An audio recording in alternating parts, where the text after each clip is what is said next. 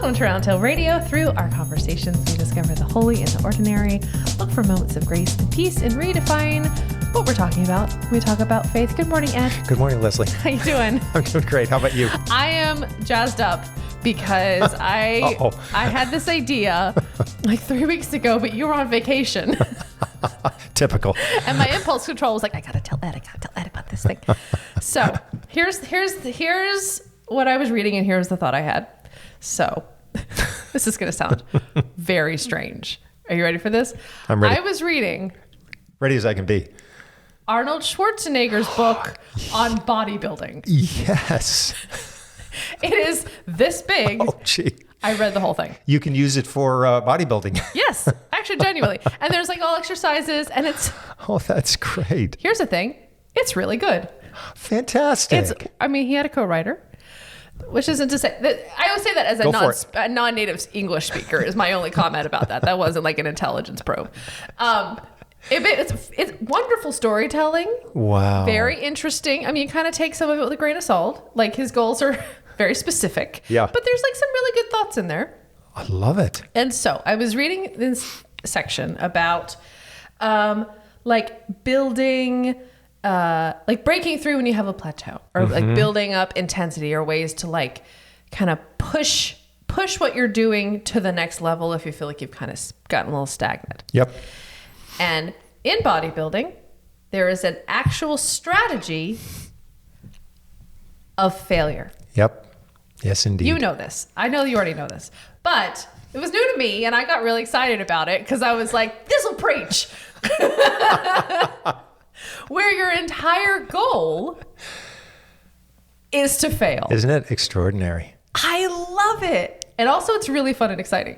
I'm so glad that you've brought this into the circle of conversation. Thank you. I won't tell you what I bench pressed, but I'm also very proud of myself.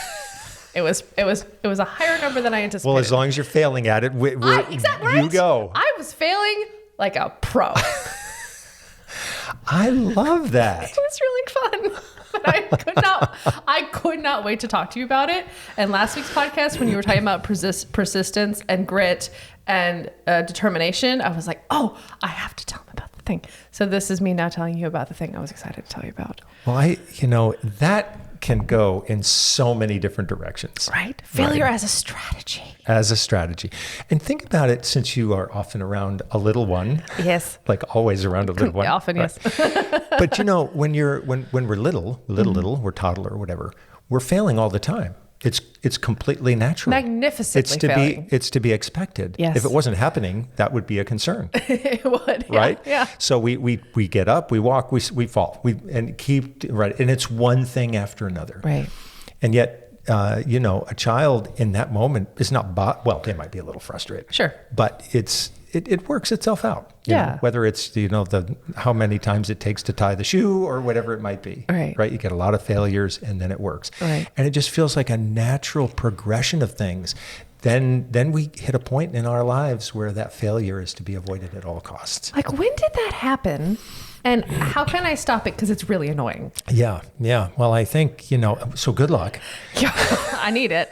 That's our first thought. I think we all do. It's so hard to resist the I don't want to fail. I don't want to take the risk. I don't want to, right? Yes. Well, I think about the number of times, maybe I ought to say this in two parts. Part one is that, when programs work really well in churches, it's often because there's been a failure first. Sure. Right? You tried something and it just didn't work.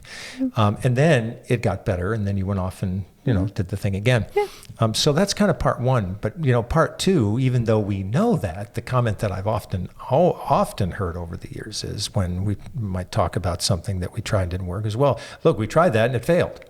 Right. Period. No. Yeah. There's no semicolon, no comma. No, nothing. Nothing, which is kind of an indication that, don't try that again. Yeah. Because we know how that turned out. So it's better to do the thing that's, that we've been doing for the last 37 years. Mm-hmm. Mm-hmm. Period. Yeah, also period. Full stop.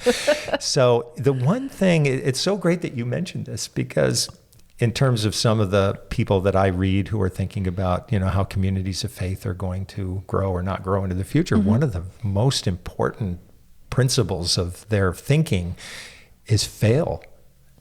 go ahead and try it. Fail early and fail often, Fail friends. early and fail often, and then sit down and regroup and say, what did we learn from that? Yeah. You know? So I think that, you know, we definitely want to learn from our successes. That's great. Absolutely. But there's so much to be learned from failing. So I just think that's fantastic. I got very excited about it because I think going into it with that intention, it's like, you know, because I feel like the way we work here as a team, the entire team, there isn't as much a fear of failure as there is in like the pervasive society. Yes. I feel like you have brought and established very much a spirit of experimentation and like, well, we'll try it. And if it doesn't work, we'll either tweak it or we'll let it go or better to try. It's kind of how I feel like it is around here, which is such a pleasant, empowering, like exciting place to be instead of being like, well, we can't try that. We can't try that. You know, I feel like that's so positive, but I feel like even that step beyond it that just blew my mind, which was like, no, you're intentionally trying to fail. Yeah. Isn't that a liberating feeling? It's so cool. Yeah. It's so fun. That's really a game changer to know that as you're pushing that weight away and you're not able to do it, there is a lot of good things are happening. Yeah. You know, Yeah. because of that, because of what your muscles are having to do in that moment. Right. At least in my house, so in those situations too, I asked for Gus to spot me. Sure. Which I think is more of a mental thing than anything else. But like, it's so funny because I was bench pressing, I got to failure and I was just like, and he literally like took a single finger to just, I know, because he's like, you're doing this. And it was just the mental like, bloop. And I was like, he did nothing, but I could still, it was so interesting just like have a buddy in your failure. Yeah. Was cool. But that's great as well because it shows, I've seen that by the way at gyms, where someone's like, yeah. you're lifting it. I'm just here to mentally help. But it shows how, when you're really at that stage and you can't go any further, you're not that far away, right, from getting to where you want to be. Yeah. But that little distance can still be quite a thing. Yeah. And so it just takes time to get to that level, and then the next time you push it a little bit farther. Yeah. So I have to give you a fascinating phrase, Please. which you can keep in mind as you are strategizing your next failure. Yeah, great. I was reading a book. This was a long time ago, but there was a Congregationalist pastor and theologian who lived in England named John Oman, and he wrote a book called Vision and Authority, and there was a whole chapter called The Sacrament of Failure. Yeah. And I never, ever forgot that. The sacrament of failure. And he says, if you think about it, Christianity's sort of primary symbol over the years, the cross, was a powerful symbol of failure. So that for the early church and the Roman Empire, it was that this didn't work, right? Wow. The leader was murdered. The program looked like it had ended. Well, that failed. Right? Right? Yeah. And so his argument was that it's often exactly where the failure has taken place that something new may arise. In that case, out of death, life, out of defeat, some kind of new hope, all of those things. And that really changed the way that I looked at the cross, at the death of Jesus, all of it, this moved for all intensive purposes, this looked like a complete dead end. Yeah. And yet it wasn't. Right. So when you're at that stage, I think an exercise, I was watching, I forget which, it was one of the races in the Olympics, one of the longer distance races, and somebody at the end of it just, collapsed face down I guess almost all of them did after this race, because they all pushed themselves to kind of absolute failure, at that moment. And just think about what happens with the body when it's like that. That's where the term exhaustion really, you're right. There's no breath left, right? Yeah. And yet up they get, and they know that the body will slowly recover from that. So I have kind of a question for you out of this, is that, what is it, how do we infuse a community of faith with that mentality? which involves that kind of exertion. Yeah. That's the word that comes to mind. You know, if you're pushing a weight or you're running like that, that's exertion. Right. I think generally speaking, our lives are designed to move away from exertion. Yeah, sure. Comfort, right? A lot of people are very much seek comfort. I just have to, while you're thinking. I am thinking. Susan, my wife, and I watched an amazing movie at a local theater called Edward Hopper, An American Love Story. So here's this famous American artist. One thing I never knew about him is that he painted, by his own admission, about 2 paintings a year, which I guess for modern painting is slow? Very slow. Okay. Like 2 a year. I'm thinking, what? So his view on this was he could barely get himself to paint 2. Really? Yeah. He said it would take him forever to pick out the scene and then forever to draft the drawing and forever. He said it was all that he had him to do. What he really wanted to do was read and go watch movies and plays. I'm like, yes. Relatable. Yes. Relatable. I'm with you. Yeah. But then, of course, you know, he just knocked off a couple of masterpieces as well each year. You know, you got to fit it in somehow. That's so hilarious. It was like, yeah, he was doing everything possible to avoid exertion.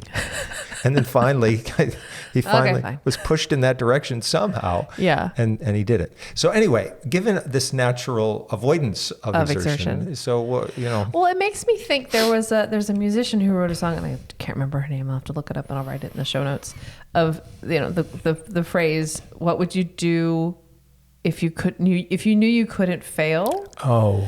Right? Which kind of ties that in a little bit. I'm recalling this lyric, yeah. Yeah. Uh-huh. But part of me wonders if maybe that's the wrong question. Right. Given what you're saying. Given what we're saying. Of, you know, what would you do what would you try if you knew you could fail, if you were going to fail? Yes. But what if you knew it didn't matter? Right. What if it didn't matter? What if it was celebrated? What if we threw a failure party? And we all come in and celebrate the things we tried and failed at. Right. And what we, you know, learned from it, or how it... Because you can't get that far without learning something. Even if it's like, that's not for me. Right. Which is nice to know. Indeed. You know, my energies may be better spent over here. Yeah. Right? Yeah, because not every failure indicates there's a success in there. Right. I mean, I played the trombone in 5th grade. Yeah. Not good. I didn't go back to it. Yeah. I will say, I have occasionally considered, because I drive past a place every day, learning to play golf. Speaking of getting used to failing. So part of me is like, do I have room in my life for another ridiculously hard thing? Because it is worth saying, I do play the pipe organ, which is like... Yeah. Consistent failure, and consistent, like, you're never quite as good as you want to be, you know? And so I'm like, do I really have room for another impossibly hard thing in my world? Probably, let's be honest. So I kind of want to throw a fail party, and like whatever that looks like, but have, you know, what thing are we all going to fail at? What thing are we each going to choose and be like, I'm going to try something I would never have tried, and I'm probably not going to be any good at it, and that's awesome. There is a line, and I'm going to have to go searching for it, but it's in the poetry of Rainer Maria Rilke, where he says he grows I don't know if the language is he grows, but by being defeated decisively by greater forces. Mm-hmm. Right. So it's actually about a person who puts himself in the path of forces where he knows he's going to be pushed back. Yeah. But he keeps going. I love it. So it's, yeah. I suppose we do have to decide how many impossible things we want to, put into our lives. Yeah. But I do think, for congregations sometimes it's so easy to say, well, we don't have enough people to do that. Or I don't have enough money to do that. We don't, it's that amazing scarcity thinking. Instead of saying, well, here's the thing we want to do, and we really can't do it. So then we're going to have to figure out how to develop partnerships, right? Sure. You have to have that task sometimes that seems like it's going to outstrip all of your resources, because that then forces you to rethink whose resources could be part of it.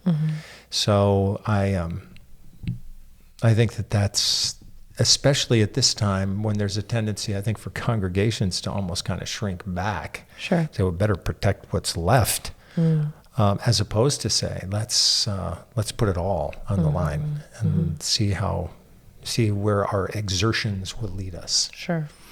So I just think it's marvelous that you've discovered it. And what you also said, but especially failure as strategy. Right. It's not like an unpleasant, unwelcome byproduct. Yeah. It's like, no, that's the goal. That's where I want to be. If I haven't failed, I haven't tried hard enough. Right. I haven't gone all the way. And I've, in the bodybuilding example of like, I've left stuff on the table, right? Like I haven't used that time and that effort as far as I could go to get the gain that you're looking for that particular day. Exactly. Yeah.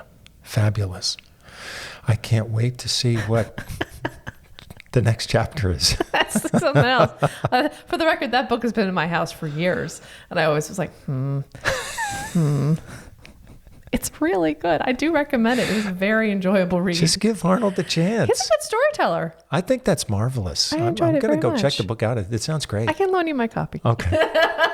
It's a deal. I made notes. And we have many books in the house. You were talking about proofreading the other day or earlier today, and he has this other book that's like, it's like this little like notebook, and I just take a pencil and I just always like writing the. I don't think it was as read as Arnold's book. I see. Yes, I call him Schwartzy in our house now. Oh, why not? Familiar names. Yeah, it's sort of fun. So failure is a strategy. Failure's a strategy. It's been fascinating. It's been wonderful. Great discussion. That. Thank you for bringing. I love how you're like, here's an idea, and here's 15 quotes that are inspirational and thoughtful, just like pop off the top of your head. They're circling around. I really appreciate that about you. Well, thank you all so much for listening and joining in on our podcast. Hopefully we didn't fail too hard. We'll fail better next time. There you go. Okay, that needs to. Like the number of T-shirts we've been writing the past couple of podcast episodes. We'll fail harder next time. Thank you for listening. Roundhill Radio is brought to you by the friends and members of Roundhill Community Church. For more information, please visit roundhillradio.org.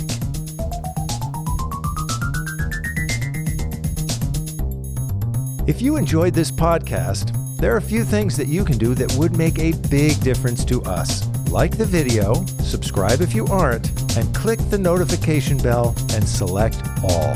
Thank you.